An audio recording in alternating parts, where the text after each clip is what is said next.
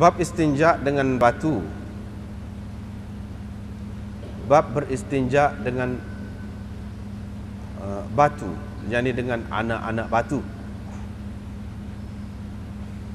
Dengan sanadnya Imam Abu Dawud meriwayatkan daripada Aisyah radhiyallahu anha, katanya, sesungguhnya Rasulullah sallallahu alaihi wasallam bersabda, bila seseorang atau sesiapa dari kamu pergi untuk buang air besar, maka hendaklah dia membawa bersamanya 3 biji anak batu, yang mana dia boleh beristinja dengannya, dengan anak-anak batu itu. Kerana 3 biji anak batu itu sudah memadai, sudah dapat menggantikannya, yakni menggantikan air, atau sudah memadai kepadanya, yakni kepada seseorang itu.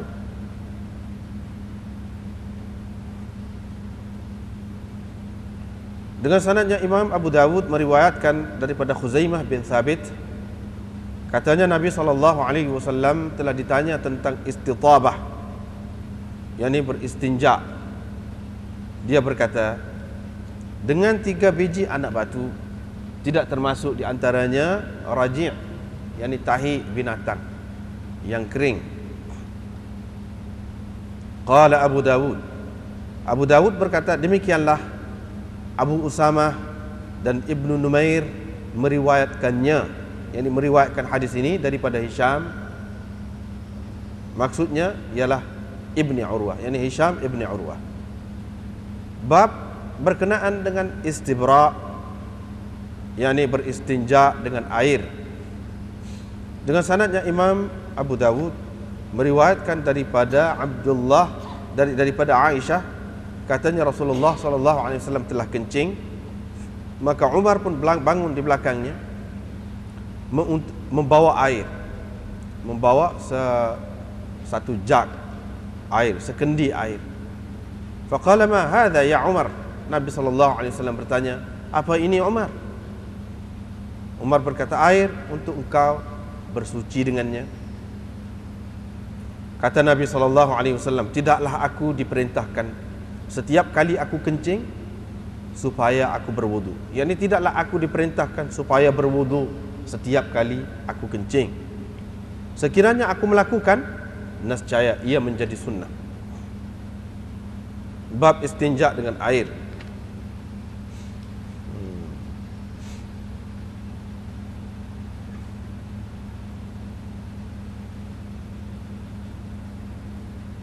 Masa ni istinja dah, istibra'. Boleh dengan makna masa ni, boleh dengan makna lain lagi, yakni dengan makna beristinja sahaja. Istinja, istibra'. Yakni membersihkan diri daripada saki-baki air kencing. Babun fil istinja bil ma', ini bab istinja dengan air pula. Dengan sanadnya Imam Abu Dawud meriwayatkan daripada Anas bin Malik bahawa Rasulullah SAW memasuki sebuah kebun. Dia masuk ke dalam sebuah kebun. Bersamanya ada seorang budak yang ada padanya midha'ah, yang bekas air untuk ambil air semaya. Bekas air semaya, midha'ah. Wa huwa asgharuna, ghulam itu, budak itu adalah yang paling kecil di antara kami. Dia pun meletakkan bekas tadi indas sidrah, dekat satu pokok bidara, Nabi SAW pun menunaikan hajatnya, yakni qada hajatnya. Fa kharaja alaina, selepas itu dia pun keluar menemui kami dalam keadaan baginda telah pun selesai beristinja dengan air. Dengan sanadnya Imam Abu Dawud meriwayatkan daripada Abi Hurairah daripada Nabi SAW sabdanya, ayat ini telah turun berhubung atau tentang ahli Quba, yaitu ayat mana? Ayat yang bunyi fihi rijalun yuhibbuna an yatatahharu. Dalam masjid itu ada orang-orang yang suka bersuci. Qala, Nabi SAW berkata, mereka beristinja dengan air. Yang suka bersuci itu suka bersuci beristinja dengan air. Fanazalat fihim hadhil ayah, maka ayat ini turun tentang mereka. Bab seseorang, bab orang seseorang yang menyapu tangannya, yadluku, menggosok tangannya di tanah bila dia telah selesai beristinja. Dengan sanadnya Imam Abu Daud meriwayatkan daripada Abi Hurairah, katanya Nabi SAW bila pergi ke khala', ini tempat buang air, saya mengikutinya dengan membawa air dalam satu bekas taur ataupun rikwah. Kedua-duanya memberi makna bekas air. Fastanja, maka Nabi SAW pun beristinja lah, yakni dengan menggunakan air itu. Abu Daud berkata dalam hadis Waqi', kemudian Nabi SAW menyapu tangannya ke bumi. Kemudian saya membawa bekas yang lain kepadanya, maka dia pun mengambil air sembahyang, berwudu, yakni dengan menggunakan air itu.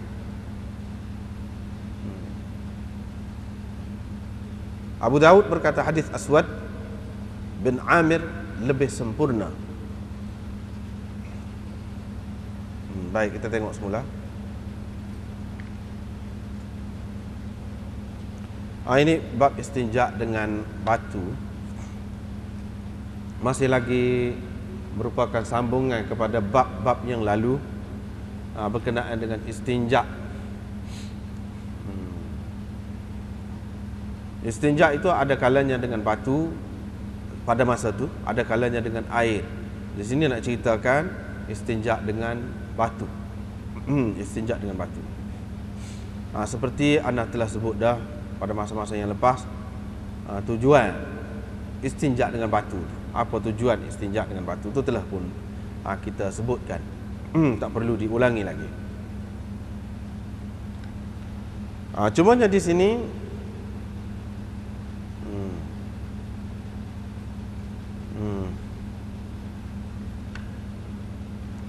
di sini disebutkan riwayat daripada Aisyah, yang mana Nabi SAW suruh bila seseorang daripada kita pergi nak buang air besar, biar dia bawa sekali dengan dia 3 biji anak batu untuk dia bersuci dengannya, dengan anak batu sajalah.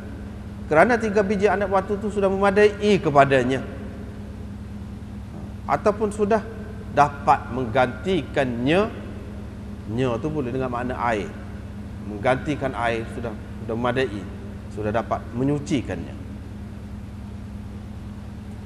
Hadis yang satu lagi lebih kurangnya maksudnya, ditanya Nabi SAW tentang istitabah, yakni penggunaan batu untuk bersinjak.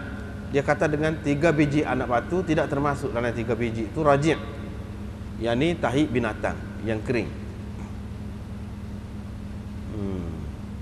Tahi binatang yang kering tak termasuk.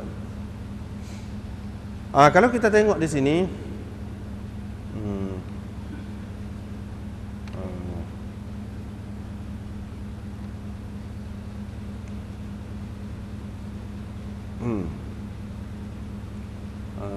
kalau kita tengok di sini, Nabi SAW suruh bawa 3 biji anak batu.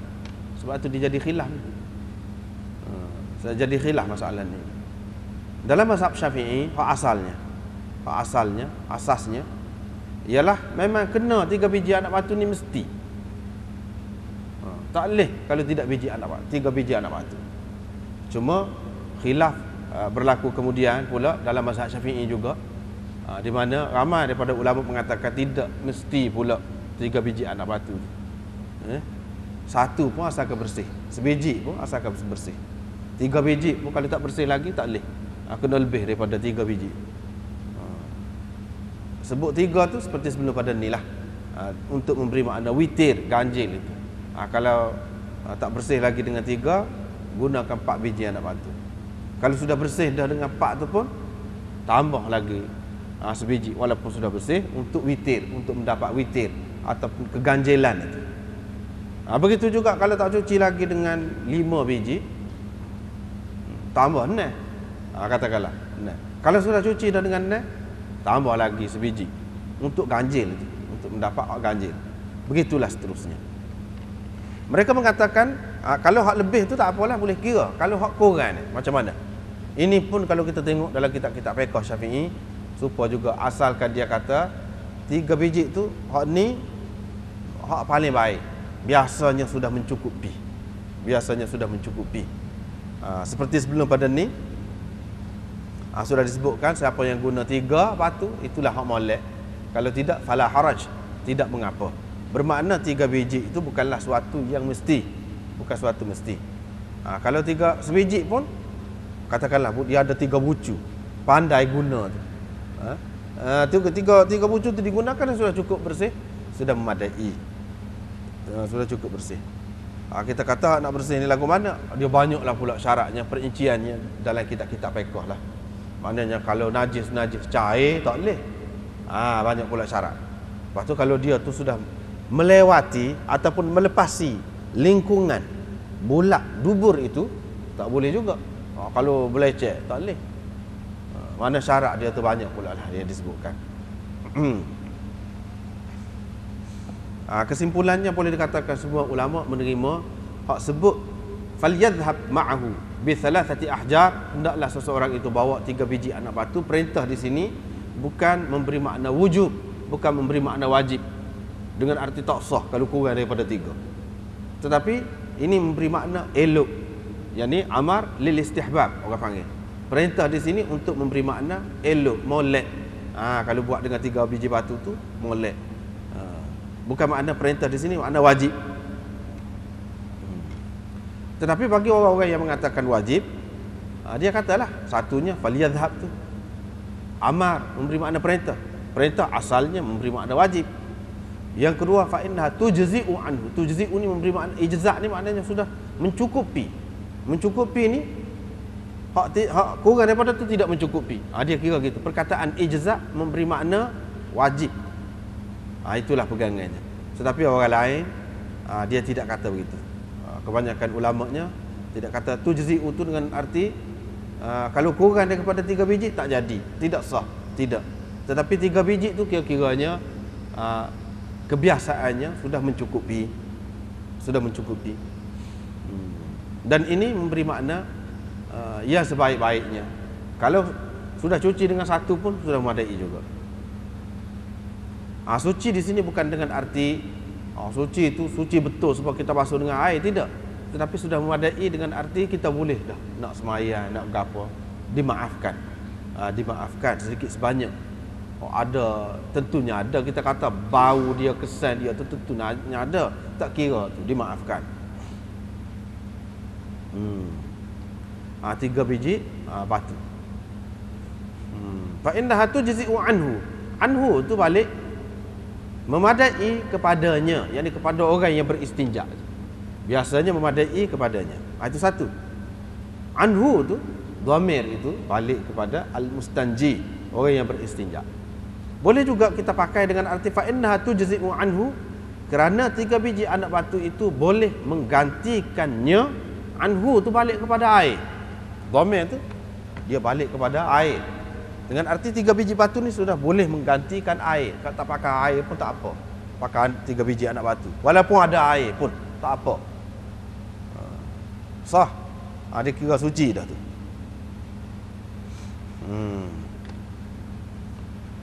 Hadis yang kedua pun begitu juga. Hadis yang kedua pun begitu juga, lebih kurang juga. Disebutkan 3 biji anak batu. 3 biji ni sepatutnya adilah. Yang sebaik-baiknya ataupun yang biasanya boleh menyucikan. Tetapi jangan termasuk di antara hak 3 biji tu rajin, tahid binatang, hak kering, tak sah. Tak sah lagu tu. Kalau rajin tidak memadai. Inilah sebab orang-orang yang mengatakan 3 biji anak batu tu mesti, sebab Nabi SAW kata tidak termasuk rajin. Tidak termasuk tahid binatang yang kering. Makna dia nak 3 tu. Kalau yang ketiga tu tahid binatang yang kering tak memadai. Artinya hak 2 tu pun tak memadai juga. Dia kena 3 biji anak batu sekurang-kurang. Ini di antara pegangan mereka lah, di antara pegangan mereka. Seperti Imam Syafi'i dalam pendapat asalnya begitulah. Baiklah, Oleh kerana kita ni belajar kitab Abu Daud, belajar kitab Abu Daud, perlu kita bincang masalah sanad. Kalau tidak, tak ada guna lah duduk sebut sanad, baca-baca orang ni. Tak ada guna lah. Hak tak ada sanad ni kitab apa? Mishkat misalnya, Mishkatul Masabih. Tu tak bahas sanad pun tak apa, bahas isi dia saja. Macam Riyadhus Salihin, tak ada sanad. Baca hadis gitu saja. Tapi hak ni tak boleh. Serupa juga dalam Bulughul Maram. Bulughul Maram tu pun tak ada sanad lengkap juga. Semua dia rayak lah daripada riwayat orang ni. Rayak lah. Semua tu ada rayak riwayat orang ni. Cuma dia tidak sebut sanad. Kalau kita bincang hadis-hadis itu tak perlu nak bahas sanad mana. Tapi kalau kita baca kitab Abu Daud ni, hak asal ni, hak tempat lain-lain tu pun rujuk sini ni. Dia perlu bahas sanad. Itulah kepentingan. Kalau kita nak meningkatkan ilmu lebih daripada sekadar matan hadis tu, nak bahas sanad, perlu benar lah. Perlu benar. Kalau tidak, tak sempurna lah mengaji Abu Daud ini. Tak sempurna. Mungkinlah kalau orang yang tidak mengaji cara hadis ni, dia kurang berasa kepentingan tu, ataupun mungkin menjemukan. Tetapi cubalah biasa-biasakan diri. Cuba biasa-biasakan diri. Sebab kita kalau boleh membudayakan cara pengajian hadis ni bersanad, biasa-biasa. Kalau orang yang mengaji secara berjuru benar, dia tak puas hati pula kalau tak bincang secara sanad itu. Tak puas hati pula. Kalau bincang royak molek tu, celah, puas hati, jelera molek. Baiklah, Abu Daud kata di akhir dia. Sama dia kata ni. Ada selalu dia kata qala Abu Daud. Abu Daud berkata, demikianlah diriwayatkan oleh Abu Usamah Ibnu Numair dan Ibnu Numair daripada Hisham bin Urwah. Apa makna? Apa makna dia kata begitu? Baik, hak ni hak akhir dah. Saat ni kita duduk bahas hadis. Orang ni pegang dengan hak 3 biji batu, tak boleh kena 3 biji batu, kurang daripada 3 biji tak jadi, tidak memadai. Hak ni pula kata boleh, tak apa. Khilaf itu khilaf berkenaan dengan apa? Kandungan hadis itu. Tetapi kalau dilihat kepada sanad dia, tak ada apa sanad dia. Mana hadis ini dhaif, tak boleh nak buat hujah. Pula hadis ini dhaif. Walaupun dalam setengah-setengah kitab dia kata sahih. Tak betul. Sahih atau dhaif ni dia berdasarkan perawi itu. Berdasarkan perawi dia. Kalau ada perawi yang dhaif, dhaif lah. Kalau orang kata dia sahih, tak betul lah tu. Tak betul. Dhaif ataupun sahih ataupun hasan ataupun apa-apa, dia berdasarkan perawi dia tu. Baik, sekarang kita tengok perawi dia. Kita tengok perawi. Imam Abu Daud ambil daripada 2 orang tu guru dia. Yang pertama Sa'id bin Mansur, yang kedua Qutaibah bin Sa'id. Kedua-dua ni orang besar belakang ni. Sa'id bin Mansur ulama besar, ulama hadis terkenal. Dia telah mengarang kitab Sunan Sa'id bin Mansur, terkenal. Qutaibah bin Sa'id ni pun orang besar juga. Kedua-duanya tidak dipertikaikan apalah, tak ada pertikaian apa. Mereka berdua ni ambil daripada Ya'qub bin Abdul Rahman. Ambil daripada Ya'qub bin Abdul Rahman. Hak ni pun thiqah juga, tak apalah, boleh. Dia ambil daripada Abi Hazim. Abi Hazim iaitu Salamah bin Dinar Maula Al-Aswad bin Sufyan Al-A'raj, dan seterusnya. Dia ni pun tak apa lagi, boleh lagi. Mati di zaman pemerintahan Khalifah Al-Mansur pada tahun 135 dia. Tak apalah. Kalau ada kitab serupa dengan anak ni lagi senang, boleh tengok. Boleh tengok Badrul Majhud. Hak masalahnya duduk mana? Duduk atas pada Abi Hazim tadi. Abi Hazim tu ambil daripada Muslim bin Qurt. Sini masalah. Muslim bin Qurt. Penyakit duduk sini. Penyakit duduk sini. Muslim bin Qurt. Siapa Muslim bin Qurt? Baik, kita tengok. Hafiz Ibnu Hajar berkata, zakarahu Ibnu Hibban fi thiqat. Ibnu Hibban menyebutkan dia ni, Muslim bin Qurt ini termasuk dalam orang-orang thiqat. Orang-orang thiqat. Kita kena ingat thiqah dari segi bahasa maknanya yang boleh dipercayai, orang yang boleh dipercayai. Dari segi istilah ilmu hadis tak padan sekat tu. Siqah adalah satu istilah. Satu istilah yang mana belum tentu lagi dia boleh dijadikan hujah. Belum tentu. Kalau dalam masalah hukum, belum tentu lagi bila kata orang tu siqah boleh dibuat hujah. Boleh kita nak pegang hadis dia. Tak boleh lagi. Belum tentu. Sebab itulah apabila ulama mengatakan seseorang perawi itu siqah, sering kali kita berjumpa selepas dia kata siqah, walaysa bihujjatin, dia tidak hujah, tapi dia tidak hujah. Thiqah, bila-bila thiqah yukhti'u, dia melakukan kesilapan banyak. Thiqah, tapi yudallis, dia melakukan tadlis. Itu lafaz-lafaz yang mencacatkan dia. Thiqah, tetapi yahimu, dia selalu waham, keliru, celaru fikiran dia. Boleh jadi berlaku. Kalau semata-mata kata thiqah tak boleh lagi. Sebab itulah. Wa qala huwa yukhti. Ibnu Hibban kata dia tersalah, banyak tersalah dalam riwayat. Kemudian Hafiz Ibnu Hajar berkata dia ni sangat banyak meriwayatkan hadis, muqillun jiddan, sangat sedikit meriwayatkan hadis. Dia tidak meriwayatkan hadis banyak. Misalnya Abu Daud dan Nasa'i hanya ambil hadis daripada dia, hak ni saja. Hak ni saja dia ni ada dalam Abu Daud. Dalam Nasa'i pun begitu juga. Hak mereka berdua ni ambil daripada Muslim bin Qurb, hak ni saja. Sikitlah, dia tak banyak riwayat. Wa idza kana ma'a qillati hadithihi yukhti fa huwa dha'if. Kalau seorang tu dah lah sikit dia riwayatkan hadis, hak tu pun dia salah pula, bermakna orang tu dhaif lah jadi dhaif. Dah dia riwayatkan sikit, hak sikit tu pun selalu salah, dhaif lah. Kemudian Hafiz Ibnu Hajar kata, saya baca tulisan Imam Zahabi, dia kata la yu'raf. Muslim bin Qurt ini seorang yang tidak diketahui, yang ini majhul. Ini pun menyebabkan seseorang perawi itu dikatakan tak boleh dipakailah. Wa hassana hadithahu ad-Daraqutni, tapi Daraqutni mengatakan hadisnya hasan. Sebab itu kalau kita tengok dalam setengah-setengah kitab mungkin dia hukum hadis ini hasan, dia ikut Daraqutni. Setengah-setengah tu kata sahih. Pasal apa? Sahih tu, dia mungkin tengok dari sudut hadis ini, matan hadis ini,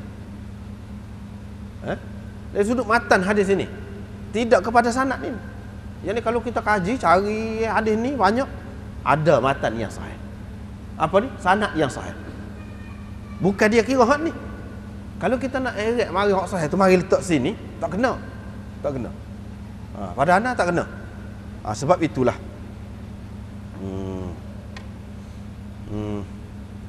Di akhir ni, kalau kita baca saat ni, di akhir ni dia kata peliknya Daraqutni bagaimana selepas dia mengemukakan meriwayatkan hadis ini, dia kata isnaduhu sahihun hasan. Isnad hadis ini sahih dan hasan. Sedangkan dalam sanad dia ada Muslim bin Qurt. Imam Zahabi kata la yu'raf. Hafiz Ibnu Hajar dalam Tahdzibut Tahdzib kata huwa muqillun jiddan. Walaupun dia sedikit meriwayatkan hadis itu pun tersalah, maka dia dhaif. Tak lagi dhaif. Dhaif. Bermakna orang yang kata dia sahih, hasan, khilaf. Ada yang mengatakan hasan, ada yang mengatakan sahih, ada yang mengatakan dhaif. Tetapi setelah diterima, kita terima. Kecuali Daraqutni boleh royak, boleh kata Muslim bin Qurt ini tidak, dia tidak dhaif, dia kuat. Tapi kalau semata-mata mari dia royak secara umum gitu, tak boleh, tak padan. Orang yang mengatakan dia dhaif, dia boleh royak sebab. Dia boleh royak sebab. Termasuklah Hafiz Ibnu Hajar mengatakan hadis ini dhaif. Tak boleh pakai. Tak boleh nak buat hujah lah. Kemudian dah Imam Syafi'i buat hujah, itu hak lain, sanad lain. Ni kita kira sanad ni yang dihukumkan sesuatu hadis itu dhaif, bukan kadang-kadang berdasarkan isi dia tu ada hak sahih, ada lain, ada boleh pakai lain. Tapi dikatakan sahih ataupun dhaif tu berdasarkan sanad. Macam di sini, sanad ni dia dhaif, sanad. Sebab apa dhaif? Sebab ada Muslim bin Qurt. Bukan semua hadis ni dengan lafaz ni isi dia ni tak boleh pakai. Tak, tidak lagu tu. Sanad ni. Itu benda yang kena faham. Kadang-kadang kita tidak biasa dengan hadis ni. Bila kita kata heran, mana sana kita jumpa kita kata hadis ni juga. Orang tu kata sahih. Sini kata tidak sahih. Buat apa? Itu berdasarkan sanad. Hadis sama, sanad lain. Itu yang pertama. Baik.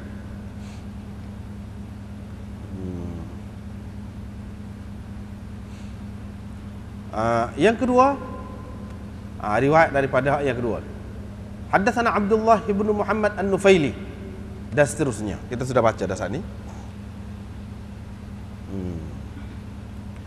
Dia ambil ni dari segi sanad. Dia ambil daripada Abu Muawiyah.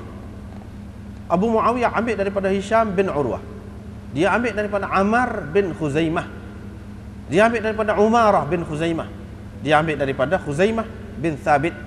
Dan seterusnya. Khuzaimah bin Thabit itu sahabat lah. Lepas pada tu naik. Teruslah. Dia kata, orang tanya Nabi SAW tentang istinja ni. Baiklah. Kita nak tengok perawi-perawi dia. Perawi-perawi dia. Yang pertama yang disebut di sini, iaitu Hisham bin Urwah. Hisham bin Urwah.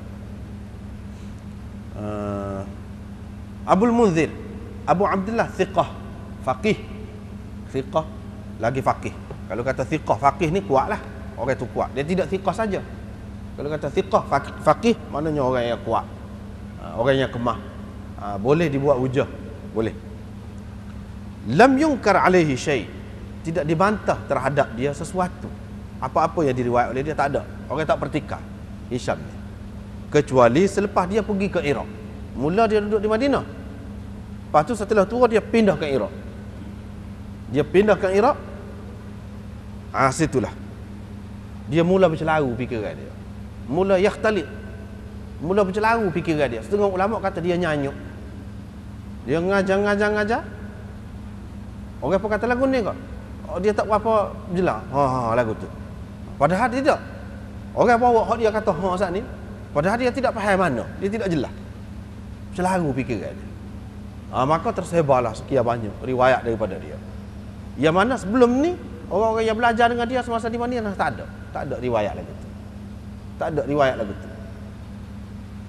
Wa qala Ibnu Khirash.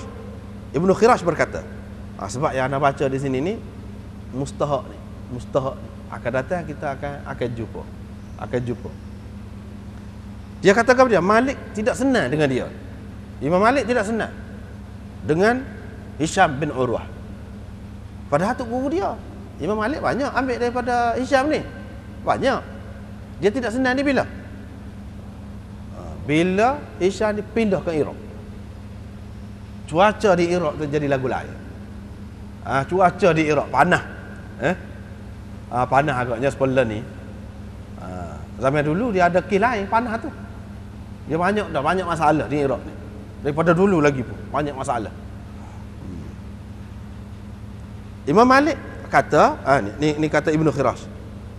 Imam Malik tidak senang dengan dia. Imam Malik tak setuju dengan dia. Dalam hadis-hadis dia yang dia riwayat kepada orang Iraq. Tak setuju. Di antaranya anda nak sebut secara ringkas saja di sini, secara sepintas selalu saja. Dulu anda sudah sebut dah dalam pengajian Bukhari dulu, sudah bahas dah hadis Hisham itu. Hak cerita Nabi SAW berkahwin dengan Aisyah umur 9 tahun. Duduk sekali dengan Aisyah umur 9 tahun. Hak tu tak ada riwayat orang lain. Riwayat Aisyah ni, riwayat Aisyah ni semua orang Iraq saja hak riwayat cerita ni. Orang Madinah seperti Imam Malik, anak murid dia juga tak ada, tak tahu. Imam Malik tak tahu. Tak ada dalam Muwatta. Riwayat cerita menikah sana. Umur sekian-sekian tahun, tak ada. Ini semua kekeliruan Hisham bin Urwah. Hak sebenarnya tidak umur 6 tahun, tidak umur 9 tahun, tetapi umur 16 tahun, 19 tahun. Dia keliru. Bincang panjangnya apabila sampai situlah. Apabila sampai situ. Sekarang ni tidak nak bincang. Cuma nak royak isyarat. Apa yang ulama tidak senang? Dia ni molek. Orang tak nak bantah apa, tak nak kata apa dia. Cuma selepas dia pergi ke Iraq, ulama pertikaian. Di antara ulama yang mempertikaikan dia ialah Imam Malik, anak murid dia sendiri. Hak tu tak boleh. Orang lain tak ada riwayat kecuali puak-puak Iraq saja. Cuba perhatilah, riwayat-riwayat itu tak ada orang lain. Puak-puak sana. Kemudian dialah yang jadi keliru ni dalam Bukhari ke apa? Dalam Bukhari ada keliru ni. Dia yang kata, bukan Aisyah kata. Bukan Aisyah kata. Bukan Aisyah kata Nabi SAW kahwin dengan saya. Ketika saya umur dah tahu. Tak. Hisham tu kata. Situ celaru tu orang tak teliti. Kalau teliti di situ selesai masalah. Selesai masalah. Tak ada Aisyah kata. Hak katanya Hisham. Dan Hisham kata begitu setelah dia pergi ke Madinah. Celaru fikiran dia. Dia jadi ikhtilaf fikiran dia. Sebab tu penting bincang masalah sanad ni. Orang-orang yang tidak bincang masalah sanad dia peninglah apa lagu ni ni.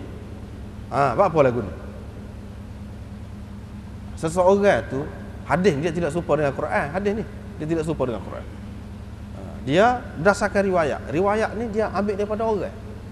Orang walaupun belah mana jauh, belah mana baik dia boleh jadi terlupa, boleh jadi keliru, boleh jadi terlala, boleh jadi. Itu orang panggil waham. Boleh jadi. Walaupun dia orang kuat setara mana. Waham itu tetap ada. Dan ada asasnya. Ada asasnya. Jangan kita kata, dia perawi kuat, mana boleh waham. Dia manusia, perawi kuat manusia. Sebab itulah bila Sayyidina Umar dia bergilir-gilir dengan seorang sahabat, pergi dengar Nabi sallallahu alaihi wasallam mengajar, dia bergilir-gilir muka jauh. Buat kerja bergilir-gilir. Sekali tu sahabat dia tu balik, mari ketuk pintu dia, derah ketuk pintu dia. Banyak kata dia. Sayyidina Umar pun kata apa? Orang Rom serang dah kau. Kita. Dia kamak kau Madinah kena serang kau orang-orang Rom. Moga pada ketika itunya duduk dalam keadaan tidak tenang. Apa dia kata? Terus dia kata, sahabat tu kata, Nabi SAW cerah bini dia. Cerah habis bini dia. Sayyidina Umar apa pergi jumpa dengan Nabi SAW. Jumpa dengan anak dia, marah ke anak dia gini-gini. Pergi jumpa dengan Nabi SAW.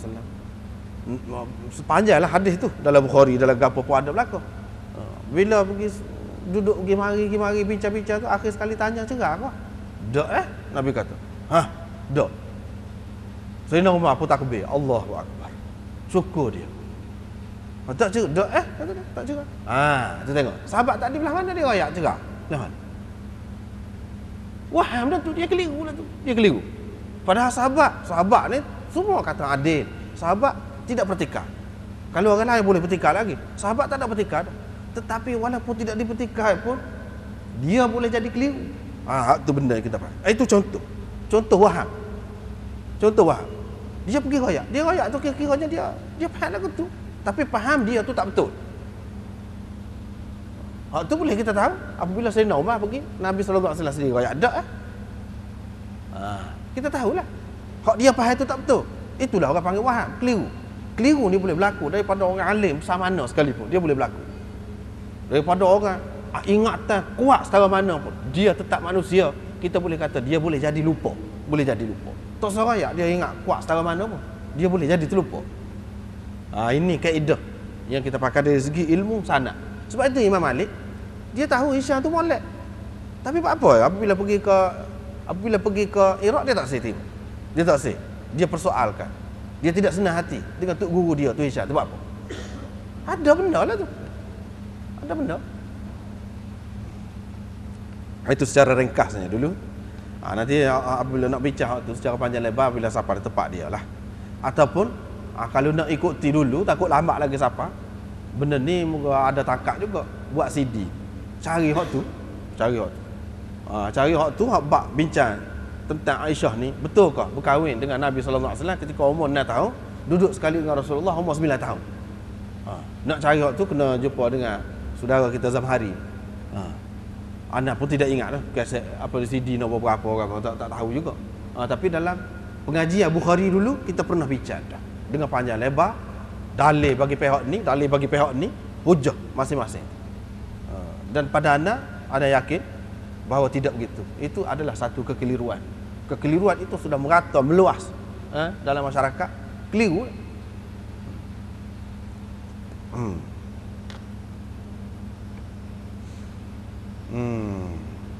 Akhir sekali tak apalah. Semua hak lain-lain itu tak jadi masalah. Semua boleh pakai belaka, tak jadi masalah. Perawi dia. Hak Hisham ni pun tak jadi masalah juga, boleh pakai di sini. Cuma riwayat saat ni cerita selepas dia pergi ke Iraq. Ni riwayat ni sebelum pergi ke Iraq lagi. Orang lain pun ramai riwayat ni. Hak ni riwayat ni tak jadi masalah, boleh kita terima dan sahih riwayat ini. Cumanya Abu Daud kata di akhir dia. Demikianlah hadis ini diriwayatkan oleh Abu Usamah dan Ibnu Numair daripada Hisham. Apa maksud Imam Abu Daud kata lagu tu? Dia nak isyarat kepada beberapa tarik yang lain, kepada beberapa sanad riwayat ini yang lain. Itu cara Abu Daud. Sebab tu kalau kita mengaji Abu Daud ni tak bincang sanad, tak ada mana. Sedangkan dia duduk bincang. Kalau kita nak tutup tak secara ni, tak ada lah keistimewaan Abu Daud tu. Imam Abu Daud nak cerita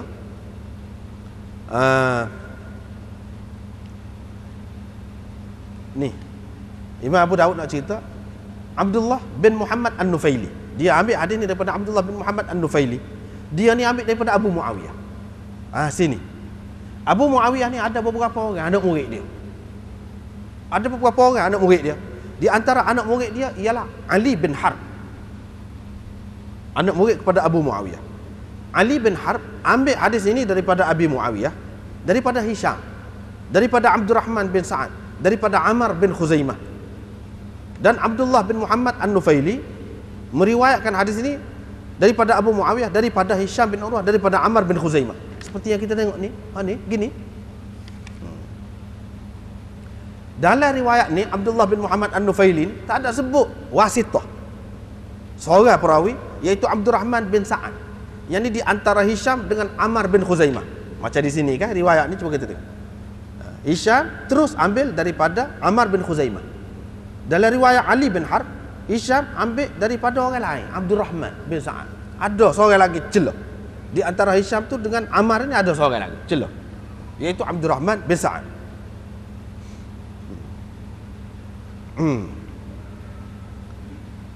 Bermakna Abdullah bin Muhammad An-Nufaili ni dia tak ada sebut wasitah. Seorang orang duduk tengah tu tak ada sebut. Tak ada sebut. Imam Abu Daud nak menguatkan hak ni, hak dia kemukakan. Hak dia kemukakan, dia tidak ambil riwayat ni daripada Ali bin Harb, tetapi dia ambil daripada Abdullah bin Muhammad An-Nufaili. Dia nak rayak riwayat hak dia ambil ni kuat. Pasal apa? Disokong oleh Abu Usamah dan Ibnu Numair. Abu Usamah dan Ibnu Numair juga meriwayatkan daripada Hisham bin Urwah.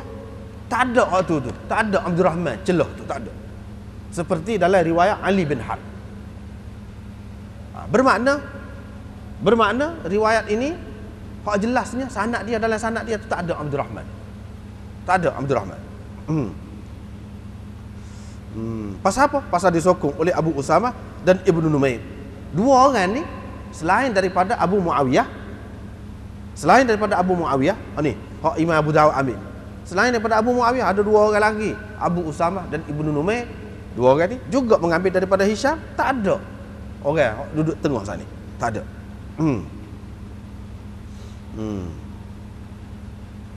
Ini Imam Abu Daud nak cerita hak riwayat Ali bin Harb itu, hak ada Abdurrahman itu laisa biqaim. Sanad hadis itu tidak mahfuz, tidak terpelihara. Tidak mahfuz, tidak molek. Hak moleknya hak ni. Sebab apa? Kalau kita tengok dalam kitab-kitab rijal, tak ada ni. Dalam terjemah Amr bin Khuzaimah tak ada sebut Abdurrahman ke apa, tak ada. Dalam ambil daripada dia ni tak ada. Setengah-setengah ulama dia kritik hadis ini. Dia kata hadis ini muttarib. Hadis ini muttarib sebab ada dalam setengah sanadnya ada sebut Abdurrahman tu. Dalam setengah sanad macam sini tak ada sebut Abdurrahman. Hisham terus ambil daripada Amr bin Khuzaimah. Boleh jadi Hisham ni tidak ambil secara langsung, tetapi dia ambil daripada Abdurrahman itu. Kalau dia tidak ambil secara langsung, bermakna sudah putus riwayat ni. Bila putus munqati', hadis ini jadi dhaif. Itu satu. Yang kedua, kalau kita kata putus, dhaif lah. Kalau kita kata tidak putus, bermakna hadis ini muttarib. Sekali gini, tidak tetap. Imam Abu Daud nak rayak ini orang tidak panggil muttarib lagu ni. Hadis muttarib ni hadis yang mana sanad dia tu bercelaru sehingga kita tidak boleh nak tarjihkan yang mana satu. Sedangkan hak ni boleh ditarjih. Sebab apa? Ali bin Harb seorang dia je hak riwayat lagu tu nya. Ni 3 orang. Abu Muawiyah, Ibnu Numair dan Abu Usamah. 3 orang ni riwayat serupa, tak ada hak tu. Kalau lagu ni boleh ditarjih sanad ini. Bila boleh tarjih, maka tidak ada ittirab di dalam sanad ini. Bermakna hadis ini sahih. Kalau kata muttarib tidak sahih lah. Itu tujuan yang dia sebut. Nampak ringkas yang sebut tu. Nampak ringkas, tapi maksud dia jauh. Bermakna kalau kita tujuan dia sebut ni, dia nak ayat ada satu tarik, ada sebut satu orang. Boleh jadi kita keliru, kita kata tarik ini hak dia kemukakan ini munqati' sebab tidak sebut Abdul Rahman itu. Bila munqati' dhaif, sebab dhaif. Yang kedua, dalam setengah-setengah sanad tu ada Abdul Rahman. Dalam setengah-setengah sanad tak ada. Bermakna hadis ini muttarib pula. Sanad dia muttarib. Imam Abu Daud nak ayat tidak munqati', tidak muttarib. Bahkan hadis ini sahih, jelas. Yang lebih kuat, yang mahfuznya ialah yang dia kemukakan di ni lah, lagu ni lah. Hak dia kemukakan ni. Yang ni tanpa ada Abdul Rahman bin Sa'ad di antara Hisham bin Urwah dengan Amar bin Khuzaimah. Tu tak ada Abdul Rahman. Jelas, itu maksud dia. Apa benda-benda lagu ni cemuhkanlah kalau orang tak berahi. Kalau orang tak berahi lah. Tapi kalau hak nak mengaji sungguh Abu Daud, molek benar. Molek benar jeli ke? Kalau tidak kan tak jejak dah apa ya Abu Daud kata lagu ni. Apa dia kata lagu ni. Habislah situ. Babun fil istibra. Ini bab istibra. Dulu sudah ada bab istibra ni. Istibra minal baul. Ni istibra saja. Istibra saja. Istibra minal baul dulu dengan arti jaga diri daripada air kencing. Tak kira, air kencing ni kena jaga. Jangan kena tubuh, jangan kena kain, jangan kena tempat semaya, kena jaga. Jangan kena ngecik dia. Tu makna istibra' minal baul. Hak ni istibra' makna membersihkan diri daripada air kencing. Dengan gapo dia? Dengan gapo nak bersih tu? Dengan air boleh, dengan batu boleh. Ini tujuan istibra'. Makna apa ni tajuk dia tu walaupun nampak dekat-dekat serupa tapi maksud berlainan. Maksudnya berlainan. Baiklah.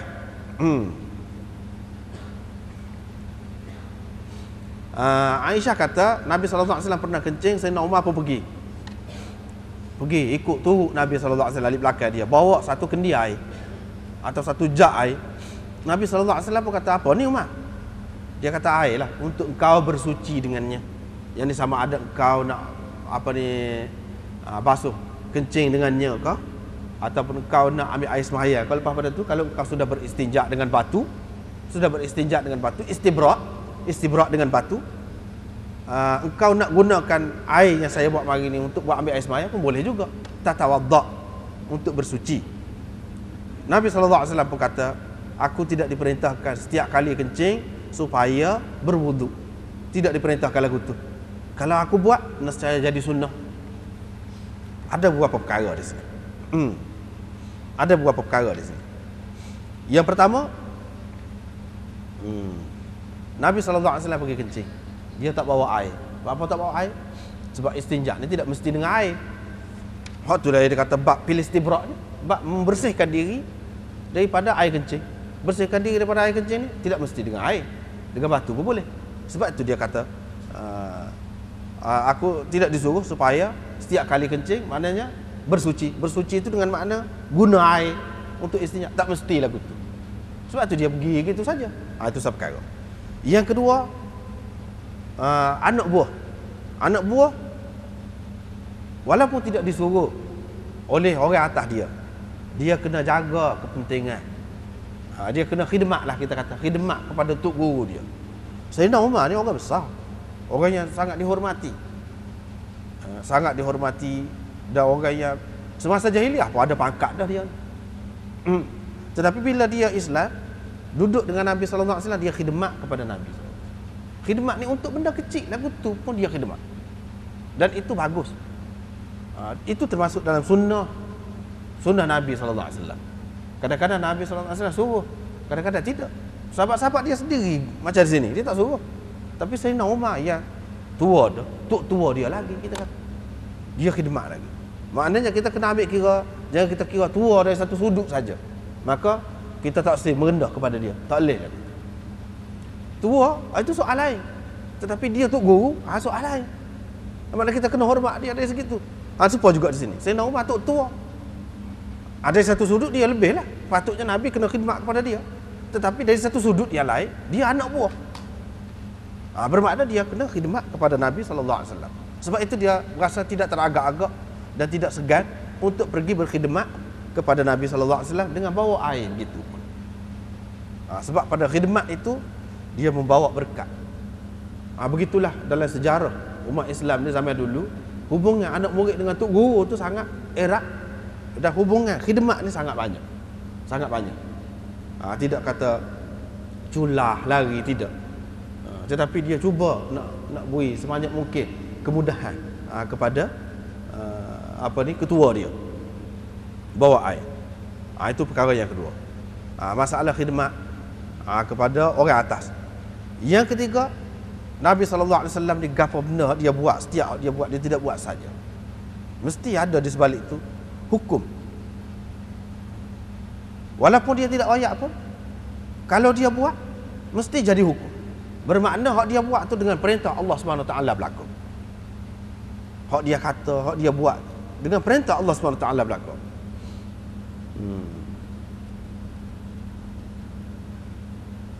Tatawadda di sini ma'un tatawadda'u bi, air yang engkau boleh buat bersuci dengannya. Tatawadda di sini dengan bukan dengan makna istilahi sahaja. Boleh dipakai. Bahkan boleh juga dipakai dengan makna lughawi. Yang engkau buat bersuci. Bersuci itu buat basuh air kencing kau. Boleh juga. Itu pun makna tatawadda juga. Bukan tatawadda ni makna ambil wuduk saja. Walaupun boleh jadi juga di sini dengan makna ambil wuduk. Tidak dengan makna ambil wuduk, dengan makna basuh air kencing pun boleh juga. Nabi SAW kata, aku tidak diperintahkan. Bermakna setiap dia buat tu dengan perintah. Setiap kali bila aku kencing, aku menggunakan air untuk suci tu. Tidak disuruh. Satu makna dia. Tidak kata setiap kali bila kencing kena basuh dengan air, tak suruh lagu tu. Sebab tu aku tak bawa air tadi. Kalau disuruh tentu aku bawa air dah. Dan kalau tak boleh, mesti kena dengan air juga. Dia pergi tu tentulah Sayyidina Umar mari, takkan dia duduk tengah telanjang. Mestilah dia sudah kemah dah kain dia tu. Mesti dia sudah kemah kain dia, barulah Sayyidina Umar boleh pergi dekat dia. Bila pergi, bermakna dia sudah suci dah. Kalau dia tidak suci, bagaimana? Akan kena kain dia pula tu.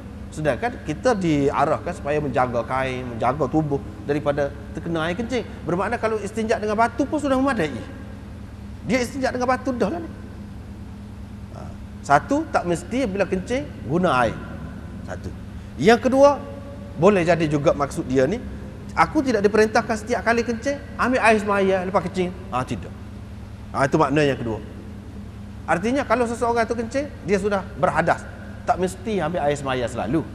Hak suruh ambil air semaya ni bila nak semaya ataupun bila nak melakukan sesuatu yang memerlukan air semaya.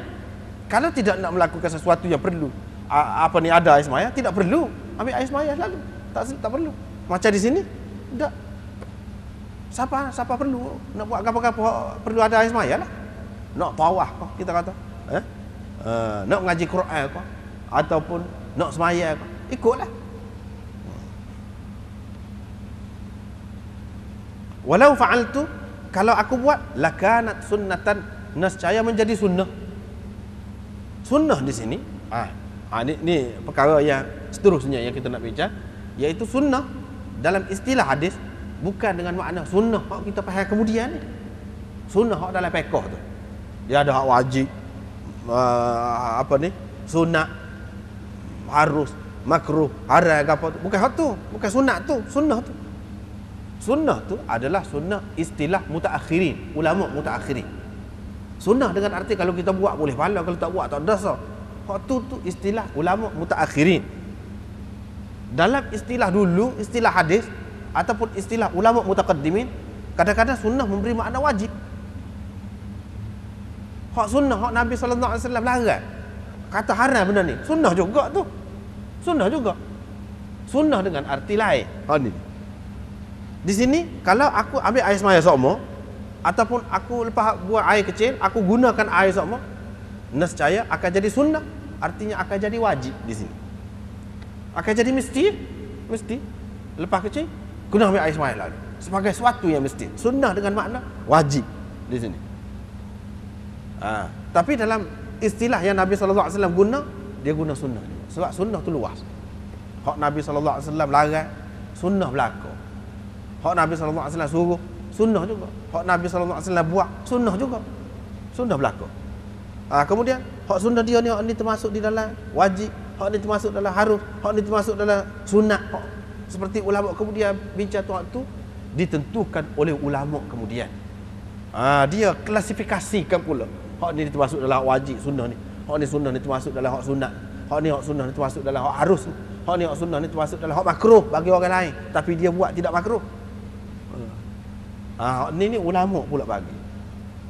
Ulama bagi itu berdasarkan kajian mereka lah. Berdasarkan kajian mereka dan keputusan, kesimpulan yang mereka buat hasil daripada penelitian terhadap sejumlah hadis dalam bab berkenaan. Dia buat kesimpulan. Begitu. Baiklah. Itu dari sudut isi dia. Lepas kedudukan hadis ni setara mana? Dhaif juga. Dhaif juga. Apabila dhaif tak boleh nak buat hujah juga. Tak boleh nak buat hujah juga. Oh, kalau begitu banyak sangat hadis dhaif ni dalam Abu Daud. Iyalah. Memang banyaklah. Memang banyak. Lepas tu orang duk kata sahih sittah. Kitab sahih hak enam. Sahih Bukhari, sahih Muslim. Sahih lah juga ni, bukan Abu Daud itu masuk dalam hak enam, sahih sittah. Kitab enam hak sahih tu sahih lagu mana? Sahih tu ada dari segi keseluruhannya. Dari segi hak kebanyakannya. Bukan setiap hadis dia tu sahih. Dah. Bukan setiap hadis dia tu sahih. Tidak lagu tu, tak ada siapa kata lagu tu. Bahkan ada hadis dia yang tidak sahih. Hak dhaif saja. Bahkan ada hadis dia hak maudhu' pun ada, hak palsu pun ada. Walaupun tidak banyaklah, tidak banyak. Tapi ada hak ulama pertikaikan. Gitu benar. Baiklah. Kita tengok. Imam Abu Daud ambil daripada Qutaibah bin Sa'id. Hak tadi dia ambil daripada Qutaibah bin Sa'id juga. Sa'id bin Mansur dan Qutaibah bin Sa'id. Selalu dia ambil daripada Qutaibah bin Sa'id. Dan Khalaf bin Hisham Al-Muqri. Al-makna apa makna? Ini selalu kita akan jumpa dalam kitab Abu Daud. Kalau dia sebut al-makna begini, bermakna al-makna wahidun. Ini jadi mubtada, khabarnya mahzuf. Khabarnya mahzuf. Al-makna wahidun. Yang ni Qutaibah bin Sa'id riwayat. Imam Abu Daud ambil daripada Qutaibah bin Sa'id. Dan seorang lagi tok guru dia Khalaf bin Hisham. Kedua-dua riwayat yang Imam Abu Daud ambil daripada ni, makna dia sama, lafaz dia tak sama. Dia nak makna sama, lafaz tak sama. Itu makna dia sebut al-makna.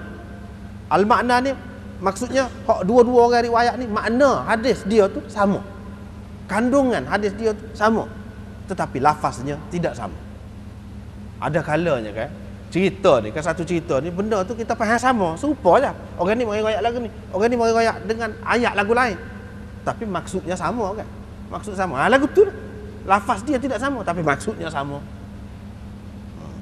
Al-makna. Qala, mereka berdua berkata. Ni. Haddatsana Abdullah bin Yahya At-Tawam. Ha ni orang panggil tahwil sanad. Ni istilah dia ni. Tahwil sanad. Yang ni Imam Abu Daud nak ayat sampai sini, sekat tu, berhenti sekat tu. Sanad lagi, hak dia ambilnya daripada siapa? Haddatsana Amr bin Aun. Imam Abu Daud ambil daripada Amr bin Aun. Qala akhbarana Abu Ya'qub At-Tawam. Amr bin Aun kata akhbarana Abu Ya'qub At-Tawam. Dia ambil daripada Abu Ya'qub At-Tawam. Abu Ya'qub At-Tawam ambil daripada Abdullah bin Abi Mulaikah. Yang ni hak tadi Abdullah bin Yahya At-Tawam tu ambil daripada Abdullah bin Abi Mulaikah juga. Hak datah tu serupa sanad dia. Hak bawah tu nampak zahirnya tidak serupa daripada Aisyah. Ini mengelirukan. Apa sebab Imam Abu Daud buat gini? Halus cara dia tu, halus. Yang pertama, Imam Abu Daud nak ayat dua orang tok guru dia ni, dua orang ni Qutaibah bin Sa'id dan Khalaf bin Hisham Al-Muqri ni, dia ambil daripada Abdullah bin Yahya At-Tawam. Hadis ni lafaznya tidak sama, tetapi makna dia sama. So, dia nak royak. Yang kedua, dia royak kedua-dua ni ambil daripada tok guru dia dengan lafaz tahdits. Haddatsana Abdullah bin Yahya At-Tawam. Dua. Perkara yang kedua. Perkara yang ketiga, Imam Abu Daud nak royak ni, tok guru dia hak dua orang ni royak nama tok guru dia. Siapa dia? Hak dua orang ni ambil, iaitu Abdullah bin Yahya At-Tawam. Abdullah bin Yahya kembar. Abdullah bin Yahya kembar.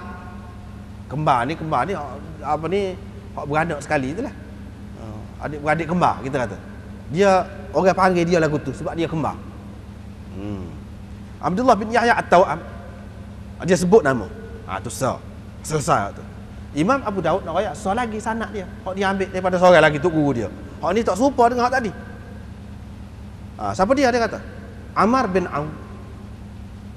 Ni tok guru Imam Abu Daud juga ni. Tetapi Amar bin Aun ambil daripada tok guru dia dengan sirah ikhbar. Dia kata akhbarana. Tadi kan na saja. Na nun alif. Nun alif tu maknanya haddatsana. Hak ni, hak Imam Abu Daud ambil daripada Amar bin Aun ni. Tok guru dia Amar bin Aun ni kata akhbarana. Tok guru dia kata akhbarana. Yang ni riwayat dengan ikhbar. Riwayat dengan ikhbar. Beza dengan dua orang tok guru dia tadi. Dua orang tok guru dia tadi kata haddatsana. Tok guru dia ni Amar bin Aun ni kata akhbarana. Tu beza. Imam Abu Daud nak royak. Yang kedua. Yang ketiga, Imam Abu Daud nak cerita Abu Yaqub At-Tawam ni bukan orang lain. Hak tadi lah juga Abdullah bin Yahya At-Tawam tu juga. Tetapi tok guru dia Amar bin Aun ni sebut dengan kunyah. Dua orang tok guru dia tadi sebut nama. Nama dia sebenar. Nama perawi yang sebenar Abdullah bin Yahya. Kunyah dia Abu Yaqub. Orang tu lah ya. Orang tu lah. Cuma tok guru dia ni sebut bukan dengan sebut nama. Dia sebut dengan kunyah. Oleh kerana tok guru dia sebut dengan kunyah, orang panggil dalam bahasa Arab, kalau Abu Muhammad, Abu Muawiyah, Abu Gatuga ni, itu kunyah orang panggil. Kunyah. Oleh kerana tok guru dia ni sampaikan kepada dia dengan lagu ni, dengan sebut kunyah, dia pun sampai lagu tu juga. Itulah amanah ilmu orang panggil. Sebagaimana yang disampaikan kepada dia, lagu itulah dia sampaikan kepada orang lain. Imam Abu Daud nak ajar kita cara hadis ni. Ulama-ulama hadis terima hadis ni lagu mana? Siapa lagu tu? Tok guru ni ambil dengan hadatsana, tok guru ni ambil dengan akhbarana, beza. Dia buat suku. Hak ni royak nama dia betul. Hak ni pula bukan nama dia tapi kunyah dia. Kalau kita kata orang tula, apa salahnya kalau dia sebut hak tadi Abdullah bin Yahya? Tak leh lah. Dia bukan tok guru dia sebut Abu Yaqub lagu tu. Kena royak lagu tu. Tetapi hakikatnya orang tula. Ni Imam Abu Daud nak cerita. Itu perkara yang kedua. Yang ketiganya, hak tadi mereka ambil secara an-anah. Hak tadi riwayat secara tahdits. Secara tahdits. Hak ni riwayat secara an-anah. Amar bin Aun ini. Hak di atas tu ambil secara an-anah. Baiklah.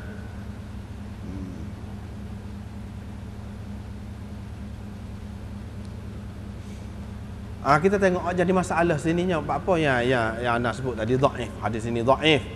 Apa dhaif? Hadis ini ada dalam Ibnu Majah, Musnad Imam Ahmad, Al-Haythami dalam Majma'uz Zawaid, Abu Ya'la pada sebut dalam musnad dia. Tapi serupa dalam kitab mana-mana serupa sanad ni. Dhaif belaka. Banyak kitab pun tak ada memberi faedah. Kalau mengikut ilmu hadis ni banyak kitab, banyak kitab, jujuk kitab. Tapi dia dhaif belaka, nak ke dia orang tula ada. Orang tula. Mana jadi masalahnya? Sini. Abdullah bin Yahya ataupun Abu Yaqub At-Tawam tadi. Hak tu ada masalah. Dia ni gini.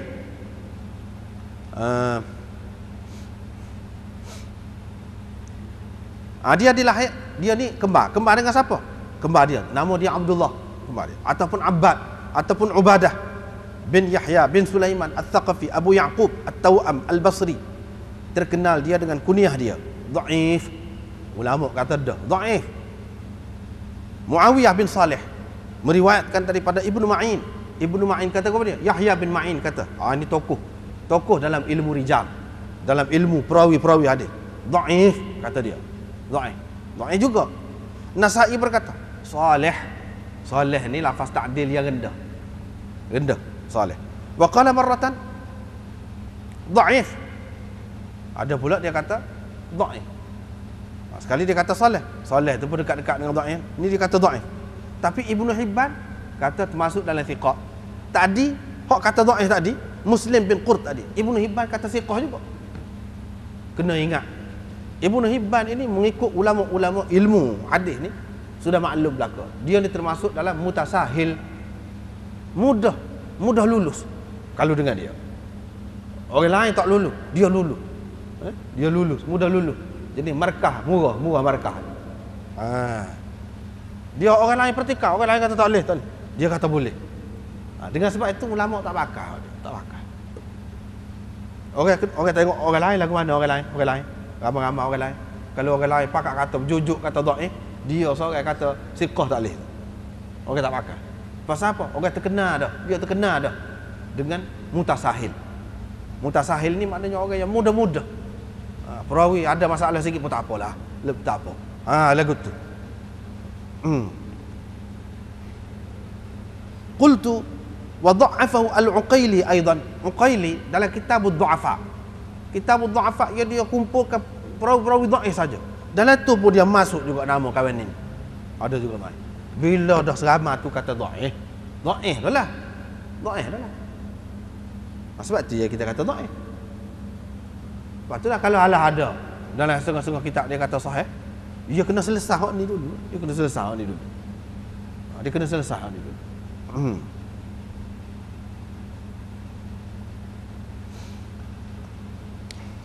Baiklah. Itu dari segi sanadnya. Babun fil istinja' bil ma'. Habislah tadi. Ini bab istinja' dengan air. Istinja' dengan air. Nampak sani dalam hadis sebelum ni Nabi SAW tak say guna air. Dia guna batu saja. Tak boleh kau guna air ni. Tak boleh kau guna airnya pula. Jawabnya boleh. Boleh guna air. Tidak salah. Cuma Nabi SAW nak ajar kepada kita tak mesti guna air. Tidak wajib guna air. Kalau guna batu pun boleh juga. Itulah sebab Imam Abu Daud buat istinja dengan air pula. Istinja dengan air. Bersuci dengan air. Kemudian Imam Abu Daud meriwayatkan daripada Anas bin Malik bahawa Rasulullah SAW masuk ke dalam satu kebun. Bersama-sama dia ada seorang budak, yang ada budak tu pegang bekah ambil air semaya. Ini pun khidmat juga. Ada orang tua yang khidmat. Siapa kutuk tua Nabi SAW khidmat kepada dia. Ada yang budak kecil. Anas kata wa asgharuna, dia yang paling kecil di antara kami. Yang paling kecil di antara kami. Anas tu pun kecil dah. Ni kecil lagi. Khidmat juga. Ibu-ibu bapa tu maknanya suruh khidmat lah setakat mana yang boleh. Kecil, cara kecil. Boleh bawa air, bawa air. Ibu-ibu bapa tu senang hati dia kalau berkhidmat dengan Nabi SAW. Tujuannya supaya apa? Supaya Nabi SAW tidak memikir, tidak susah dengan benda-benda lagu tu. Walaupun dia tak say, dia tidak suruh, tapi pakak buat. Pakak buat. Ini menunjukkan mereka sedar tentang perlunya kita meringankan orang-orang yang banyak beban ni, banyak tanggungan, banyak masalah. Perlu kita ringankan dia. Jangan kita bebankan, beratkan dia. Boleh jadi terganggu ke dia. Tak silah lagu tu. Bawa midha'ah, yang ni bekah air semaya. Fa wada'aha 'inda sidrah. Budak tu pun letaklah dekat pokok bidara. Bila Nabi SAW pergi buai, dia letak dekat pokok bidara, dia pun tinggallah. Tidaklah duduk sekali, dia tinggal. Nabi SAW pun qada hajat dia. Lepas selesai qada hajat tu, dia pun keluar pergi bertemu dengan kami dalam keadaan sudah beristinja dengan air. Dia tahu orang letak air untuk dia ambil air, guna air. Ini menunjukkan istinja dengan air boleh, dan Nabi SAW sendiri telah menggunakannya. Ada setengah-setengah ulama dia tak boleh, dia tak say guna air. Dia kata itu orang perempuan guna. Memanglah suatu ketika di zaman Nabi SAW, sahabat-sahabat ni tidak guna air sebab air payah tempat dia. Air ni kalau ada sikit sebanyak pun simpan untuk orang perempuan. Tetapi kalau banyak air, tidak jadi masalah untuk nak guna air itu, memang molek lah. Nabi SAW sendiri pun guna air. Hak ni sahih, walaupun ada sedikit sebanyak yang pertikaikan itu tak jadi masalah lah. Hak tu tidak berat, tidak berat. Bukan semua ulama terima. Hak sani tu ada juga kalau kita baca, hak ni kata lagu ni tak apa kemah, tetapi secara keseluruhan kalau tengok pendapat-pendapat ulama rijal boleh terima. Riwayat tadi boleh terima. Hak sah lagi ni, Imam Abu Daud ambil daripada Muhammad bin Al-Ala. Qala akhbarana Muawiyah bin Hisham. Akhbarana Muawiyah bin Hisham. Muawiyah bin Hisham menceritakan kepada kami. Tak apa. Dia ambil daripada Yunus bin Al-Harith, daripada Ibrahim bin Abi Maimunah, daripada Abi Saleh, daripada Abi Hurairah. Ceritanya ayat ni turun berkenaan dengan ahli Quba, penduduk Quba. Penduduk Quba ni istimewa dia pasal apa? Pasal dia fihi rijalun yuhibbuna an yatatahharu. Mereka menggunakan air pada ketika beristinja. Kerana itu Allah SWT kenal. Jadi diturunkan ayat ini dalam masjid tu, masjid Quba tu ada beberapa orang, yang ni ramai lah, yang suka bersuci. Suka bersuci. Suci yang paling baik sekali. Paling baiknya kemudian air. Guna air. Sehingga turun ayat Quran.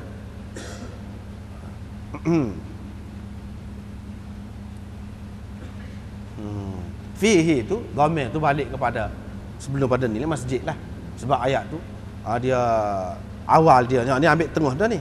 Ayat awal dia la masjidun ussisa 'ala taqwa min awwali yawmin ahaqqu an taquma fihi rijalun yuhibbuna an yatatahharu. Tu baru mari sini. Fihi tu mana? Masjid tu balik kepada masjid. La masjidun ussisa 'ala taqwa. Dan manakah masjid yang diasaskan di atas takwa itu? Iaitu Masjid Quba lah. Masjid Quba. Baik. Di sini disebutkan mereka beristinja dengan air. Istinja dengan air. Artinya istinja dengan air ini adalah yang terbaik. Kalau boleh lah. Kalau air ada banyak, hak paling moleknya guna air. Walaupun guna batu boleh, tetapi hak paling baik iaitu istinja dengan air. Sebab itulah ayat ini turun berkenaan dengan mereka. Sebagai menyatakan kelebihan mereka.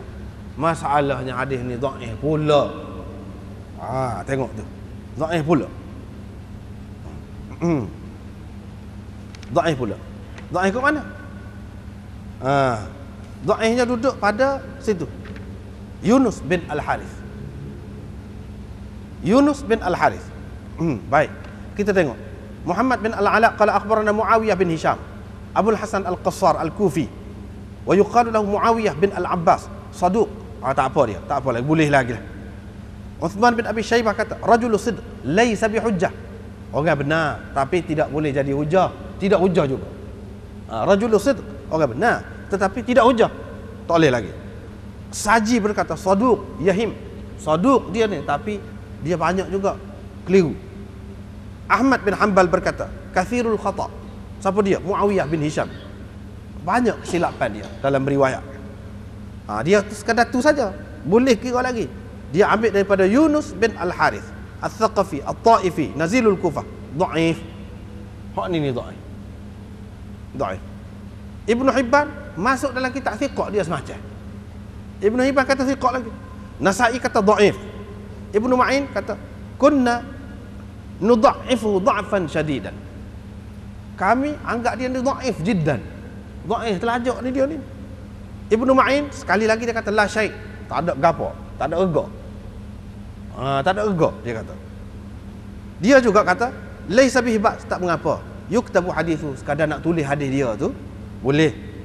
Saji berkata dhaif.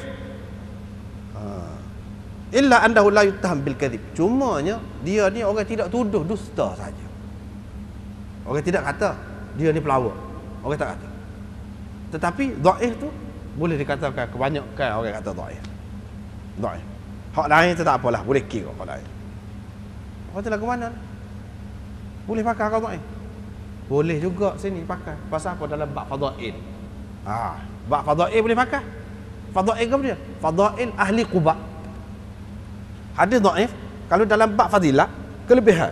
kelebihan satu golongan, kelebihan orang tertentu, tak apa, boleh pakai lagi hadis dhaif. Ni hadis dhaif yang boleh pakai. Hadis dhaif yang boleh pakai untuk fadail. Untuk fadail boleh pakai. Untuk targhib dan tarhib boleh pakai lagi. Tetapi untuk buat hujah tak boleh. Untuk buat hujah tak boleh. Hujah lagu mana? Kita nak kata air itulah tentunya lebih baik. Pasal apa? Berdasarkan hadis ni. Berdasarkan hadis ni. Tak boleh. Nak kata lebih baik. Hak guna cara lain tidak lebih baik. Tak boleh. Sebab apa? Ramai sekali sahabat-sahabat yang ada air pun dia tidak guna air. Kalau lah pasti baik guna air itu sama-sama, guna air itu baik, tentu mereka selalu buat. Tetapi tidak begitu. Dia tengok, hak sahih, sekian banyak. Hak ni untuk kelebihan tak apalah, molek kita nak pakai tu molek. Boleh nak pakai pun. Sebab apa? Hak ni lebih menyucikan. Lebih menyucikan dari segi zahirnya, hakikatnya pun begitu. Tapi kalau kita nak kira dari segi sanad tak erat. Tak erat. Tak lagi. Sebab apa? Ada Yunus bin Al-Harith tadi. Walau bagaimanapun hadis ini boleh dipakai sebab dia berkaitan dengan fadail. Berkaitan dengan fadail masih boleh lagi. Masih boleh. Babur rajul yadluku yadahu bil ard idza istanja. Nampak sekatilah. Wallahu a'lam. Subhanakallah.